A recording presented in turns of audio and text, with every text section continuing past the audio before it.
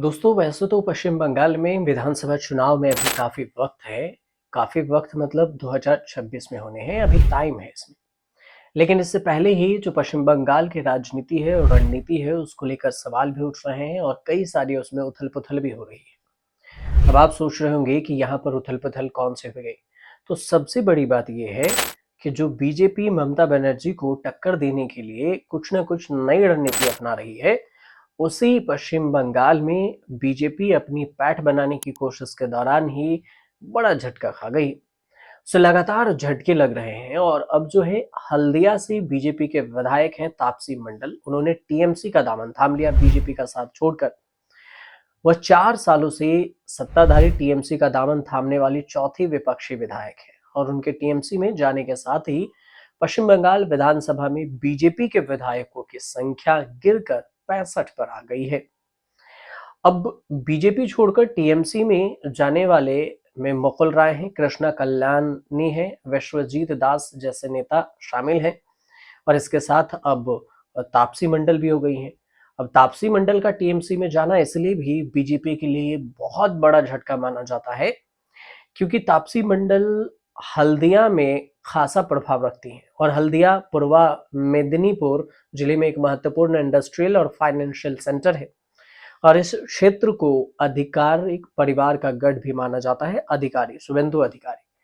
अब इसमें देखें तो टीएमसी के पूर्वा मेदिनीपुर में बीजेपी के पकड़ को कमजोर करने की भी कोशिश की गई।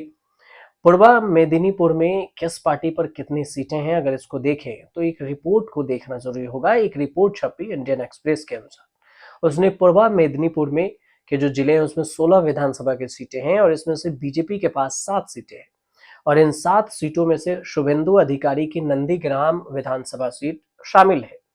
और साल 2024 के विधानसभा चुनाव में देखें तो बीजेपी ने जिले में 2 संसदीय सीटों पर कब्जा किया और 16 में से 15 विधानसभा सीटों पर बढ़त बनाई और अब टीएमसी तापसी मंडल के जरिए क्षेत्र में अपनी पकड़ मजबूत करने की कोशिश करेगी। और बीजेपी के लिए ये बहुत बड़ा झटका इसलिए भी घातक है क्योंकि 2021 में पश्चिम बंगाल विधानसभा चुनाव जीतने में विफल रहने के बाद से बीजेपी नेताओं की कमी का सामना भी करना पड़ रहा है और ये झटका भी उसे विपक्ष के नेता शुभेंदु अधिकारी के क्षेत्र में लगा है। शुभेंदु अधिकारी के भी बेहद करीबी माने जाती थे तापसी। अब तापसी मंडल क्या सोचते हैं टीएमसी और बीजेपी तापसी मंडल पर, ये भी समझिए।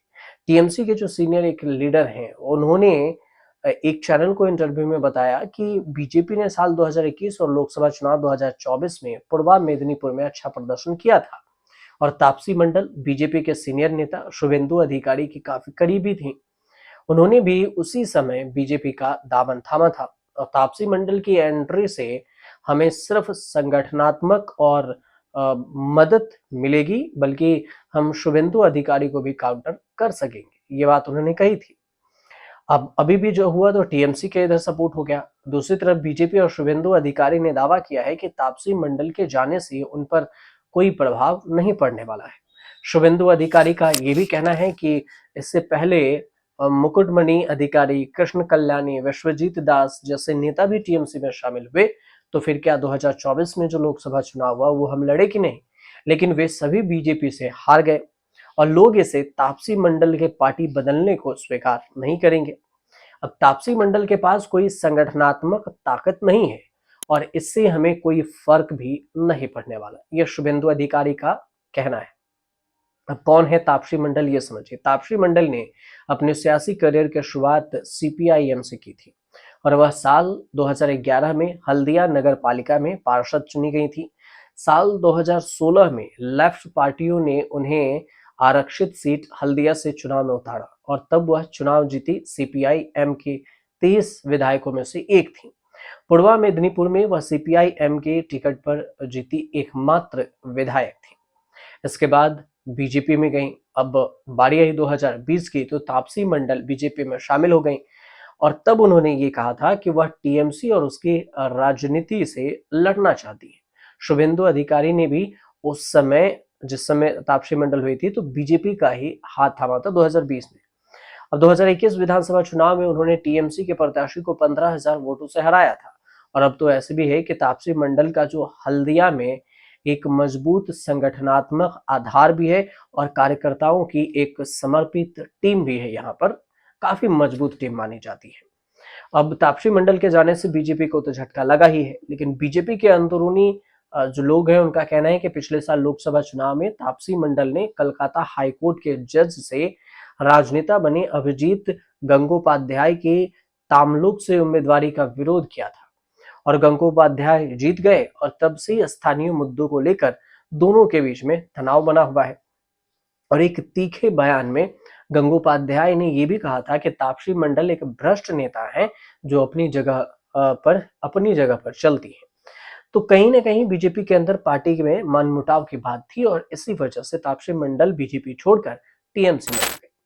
अब इससे पहले देखिए विधानसभा चुनाव में वक्त है, लेकिन टीएमसी में आना तापसी मंडल बीजेपी के लिए झटका माना जाता है। और इस बीच में आगे क्या क्या होगा विधानसभा चुनाव से पहले, ये इसके लिए तो थोड़ा आपको इंतजार करना पड़ेगा और हम इस पर आपको अपडेट जरूर देंगे। आप हमारे साथ जुड़िए, हमारे चैनल को सब्सक्राइब कीजिए, कमेंट जरूर कीजिए।